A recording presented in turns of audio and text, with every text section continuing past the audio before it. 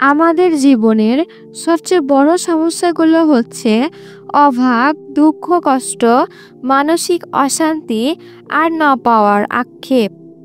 কখনো হয়তো টাকা আছে কিন্তু সুখ নেই, কখনো স্বপ্ন আছে কিন্তু পূর্ণতা নেই, কখনো নামাজ পড়ি, দোয়া করি, তবুও জীবনের সমস্যা যেন শেষ হয় না। আসলে এর পেছনে একটি গোপন রহস্য আছে, আর সেই রহস্যের নাম হলো ইস্তিগফার, যার অর্থ ক্ষমা প্রার্থনা করা। আজকে জানবো কিভাবে ইস্তিগফার অভাব, অনটন, দুঃখ, কষ্ট হালাল করে দেয় এবং অলৌকিক সাহায্য নিয়ে আসে।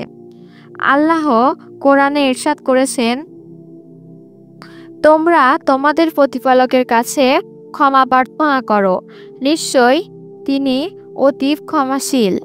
তাহলে তিনি তোমাদের ওপর আকাশ থেকে প্রবল বর্ষণ করবেন।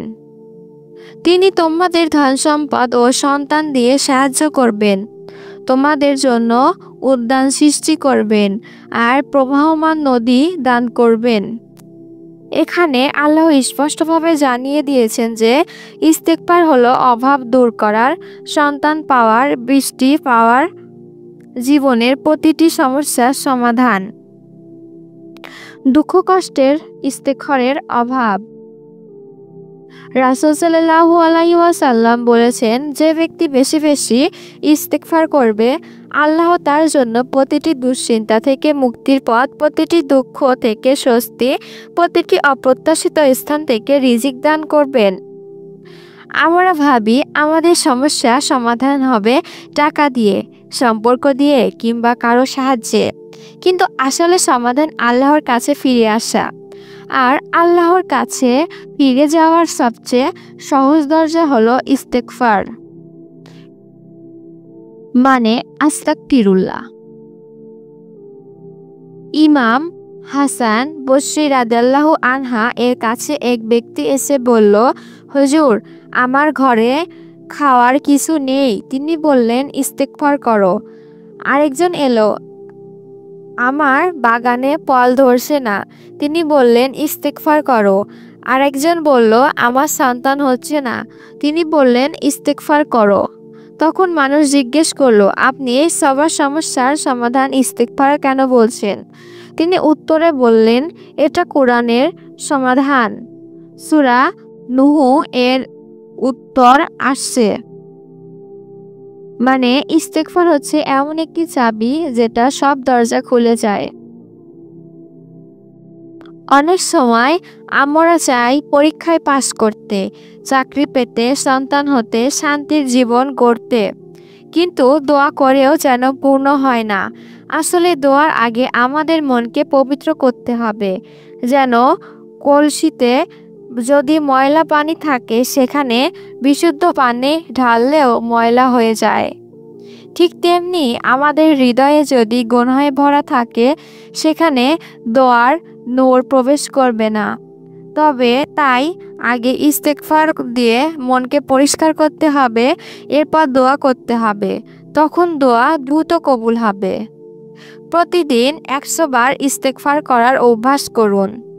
রাসূল সাল্লাল্লাহু আলাইহি ওয়াসাল্লাম বলেছেন, নিজেই প্রতিদিন 70 থেকে 100 বার ইস্তিগফার করতেন। যখন মনে দুঃখ আসবে, আস্তাগফিরুল্লাহ বলুন। যখন মনে হবে রিজিক আটকে গেছে, আস্তাগফিরুল্লাহ বলুন। যখনই মনে হবে দোয়া কবুল হচ্ছে না, তখনই প্রচুর আস্তাগফিরুল্লাহ বলুন। আপনার যতবার খুশি দিনে 100 বার, 1000 বারও পড়তে পারেন বা তার বেশি। যত পড়বেন তত সওয়াব পাবেন, তত সব কিছুর সমাধান হবে। ইস্তিগফার শুধু মুখের কথা নয়, এটা এক ধরনের কান্না, অনুশোচনা আর আল্লাহর দিকে ফিরে যাওয়ার পথ। যে ব্যক্তি সত্যিকারভাবে ইস্তিগফার করবে, তার জীবনের অন্ধকার দূর হয়ে যাবে।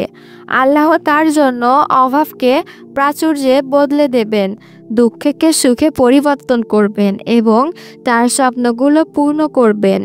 আসুন আমরা আজ থেকেই প্রতিদিন ইস্তিগফারের আমল শুরু করি।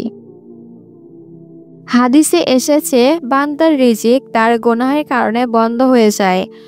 হয়তো আপনি রিজিক আকাশ থেকে নেমে আসছে, কিন্তু গুনাহের কারণে সেই রিজিক মাঝপথে আটকে যাচ্ছে।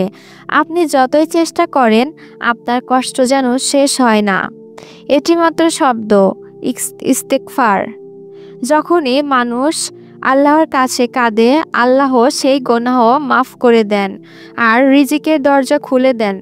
রাসূল সাল্লাল্লাহু আলাইহি ওয়াসাল্লাম বলেছেন, যে ব্যক্তি বেশি বেশি ইস্তেগফার করবে আল্লাহ তাকে এমন জায়গা থেকে রিজিক দেবেন যেখান থেকে সে কল্পনাও করতে পারবে না। আমরা ভাবি রিজিক আসে চাকরি থেকে, ব্যবসা থেকে বা মানুষের সাহায্য থেকে, কিন্তু আল্লাহ বলেন রিজিক আসে অপ্রত্যাশিত দরজা থেকে। একজন মানুষ বেকার, কোথাও চাকরি পাচ্ছে না, সে একদিন রাতে অনেক কাঁদে, হাজারবার ইস্তিগফার করলো।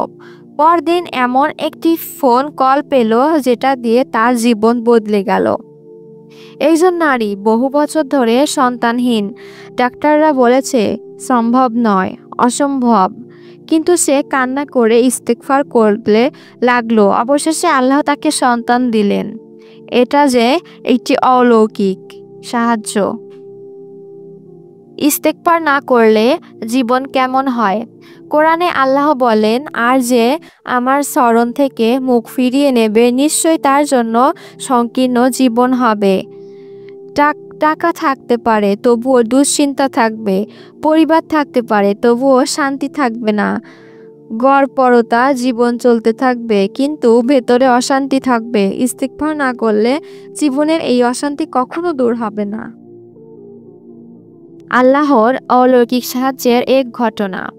ইমাম আহমদ ইবনে হাম্বল রাদিয়াল্লাহু আনহা এর জীবনে একটি ঘটনা আছে। তিনি একবার ভ্রমণে বের হলেন।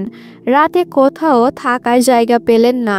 মসজিদে থাকতে গেলে অবশেষে এক রুটি বিক্রেতা তাকে আশ্রয় দিলেন। দেখলেন সে রুটি বানাতে বানাতে সারা রাত ইস্তিগফার করছে। ইমাম আহমদ জিজ্ঞেস করলেন, ভাই, আপনি কি এর কোনো ফল পেয়েছেন? সে বলল, হ্যাঁ, আমি যা চাই তা আল্লাহ দেন, শুধু একটাই দোয়া কবুল হয়নি। ইমাম আহমদ বললেন, কি দোয়া? সে বলল, ইমাম আহমদ রাদিয়াল্লাহু আনহা এর সাথে সাক্ষাৎ করতে চাই। ইমাম আহমদ বললেন, দেখুন, আমি নিজেই আপনার ঘরে এসে গেছি। এটাই হলো ইস্তিগফারের অলৌকিক সাহায্য। এক আরব বেদুইন একবার খরায় পড়েছিল। তার গরু মারা যাচ্ছিল। সে মসজিদে গিয়ে সারা রাত ইস্তিগফার করতে লাগলো। কিছুক্ষণের মধ্যেই আকাশ থেকে মেঘে ঢেকে গেল, প্রবল বৃষ্টি নেমে এলো। এটাই হচ্ছে আল্লাহর করুণার অলৌকিক প্রকাশ। যদি অভাব থাকে ইস্তিগফার করুন, যদি দুঃখ থাকে ইস্তিগফার করুন, যদি অপ্রত্যাশিত সাহায্য চান তাহলে ইস্তিগফার করুন, যদি মনের ইচ্ছা পূরণ করতে চান তাহলে ইস্তিগফার করুন। রাসূল সাল্লাল্লাহু আলাইহি ওয়াসাল্লাম বলেছেন, তোমরা যদি গুনাহে এত বেশি করো যে আকাশ পর্যন্ত পৌঁছে যায়, তারপরও যদি তুমি ইস্তিগফার করো, আল্লাহ তোমাদের ক্ষমা অবশ্যই করবেন। তাই ইস্তিগফার শুধু মুখের শব্দ নয়, এটা হলো কান্না, তওবা আর আল্লাহর দিকে ফিরে আসা। যে ব্যক্তি প্রতিদিন ইস্তিগফার করে তার জীবনে এমন অলৌকিক দরজা খুলে যায় যেটা সে কল্পনাও করতে পারে নাই। অভাব বদলে যায় প্রাচুর্যে, দুঃখ বদলে যায় শান্তিতে, আর স্বপ্ন বদলে যায় বাস্তবে। আসুন আমরা আজ থেকে ইস্তিগফারকে আমাদের জীবনের নিয়মিত আমল বানাই। ভাগ্য পরিবর্তনের রহস্য। কোরআনে আল্লাহ তাআলা বলেন, আল্লাহ কোনো সম্প্রদায়ের অবস্থা পরিবর্তন করেন না যতক্ষণ না তারা নিজেরা নিজেদের অবস্থা পরিবর্তন করে। মানুষ যদি চায় তার জীবন পরিবর্তন হোক, ভাগ্য উল্টে যাক, তাহলে তাকে আল্লাহর দিকে ফিরে আসতে হবে। আর সেই প্রথম ধাপই হলো ইস্তিগফার। ইস্তিগফার শুধু এই দোয়া যা আল্লাহর কাছে ভাগ্য উল্টে দেওয়ার আবেদন। ইস্তিগফার ও রহমতের দরজা। রাসূল সাল্লাল্লাহু আলাইহি ওয়াসাল্লাম বলেছেন, যখন বান্দা কোনো গুনাহ করে তখন তার অন্তরে একটি কালো দাগ পড়ে। যখন সে ইস্তেগফার করেও তওবা করে তবে সেই দাগ মুছে যায়। ইস্তেগফার শুধু জীবনের অভাব দূর করে না, বরং হৃদয়কেও পরিষ্কার করে দেয়। যখন হৃদয় পরিষ্কার হয়ে যায় তখন রহমতের দরজা খুলে যায়। আল্লাহর রহমতই ভাগ্যকে পাল্টে দেয়। মানুষ ভাবে ভাগ্য নির্ধারিত, কিন্তু আল্লাহ বলেন, তুমি চাইলে আমি বদলে দেব তোমার ভাগ্যকে। অনেক মানুষ মৃত্যুর আগে কালিমা শাহাদত পড়তে পারে না, কারণ তার অন্তর গুনাহে ভরা থাকে। কিন্তু যে ব্যক্তি জীবনে নিয়মিত ইস্তেগফার করে, আল্লাহ তার মৃত্যুর মুহূর্তকে সহজ করে দেন। রাসূল সাল্লাল্লাহু আলাইহি ওয়াসাল্লাম বলেন, যারা শেষ কথা লা ইলাহা ইল্লাল্লাহ হবে সে জান্নাতে প্রবেশ করবে। যারা ইস্তেগফার করে তাদের জন্য এই কালিমা বলা সহজ হয়ে যাবে, কারণ তারা সবসময় আল্লাহর কাছে ফিরে যেত। এক বৃদ্ধ মৃত্যুশয্যায় শুয়ে আছেন। তার জিহ্বা থেকে শুধু একটি শব্দই বের হচ্ছিল, আস্তাগফিরুল্লাহ, আস্তাগফিরুল্লাহ। সেই ইস্তেগফারের তার মৃত্যু হলো। মৃত্যুর পর সবাই স্বপ্নে দেখলেন আল্লাহ তাকে জান্নাতের সুসংবাদ দিয়েছেন। রাসূল সাল্লাল্লাহু আলাইহি ওয়াসাল্লাম বলেন, সৌভাগ্যবান সেই ব্যক্তি যে কিয়ামতের দিনে তার আমলনামায় প্রচুর ইস্তেগফার পাবে। এই ইস্তেগফার হবে এমন এক আমল যা মানুষের আখিরাতকেও সুন্দর করে দিবে। তাই আমাদের উচিত প্রতিদিন নির্দিষ্ট সময় ধরে ইস্তেগফার করা, যেমন সকালে 100 বার, রাতে 100 বার, 5 ওয়াক্ত নামাজে 100 বার করে মোট 500 বার, বা প্রতিদিন 1000 বার, যত খুশি। শুধু মুখে নয়, অন্তর দিয়ে কাঁদতে হবে। শুধু করার পর সাথে সাথে ইস্তেগফার করতে হবে। গুনাহ করার পর সাথে সাথে ইস্তেগফার করতে হবে। জীবনের প্রতিটি কষ্টে, প্রতিটি দোয়ার আগে ইস্তেগফার করতে হবে। তাহলে আল্লাহর অলৌকিক সাহায্য আসবে, অভাব দূর হবে, ভাগ্য বদলাবে, আর মৃত্যুর পরিণতি সুন্দর হবে। তাই আসুন আমরা আজ থেকেই নিয়মিত ইস্তেগফার শুরু করি। হয়তো এটাই হবে আমাদের ভাগ্য পরিবর্তনের সূচনা। আসসালামু আলাইকুম।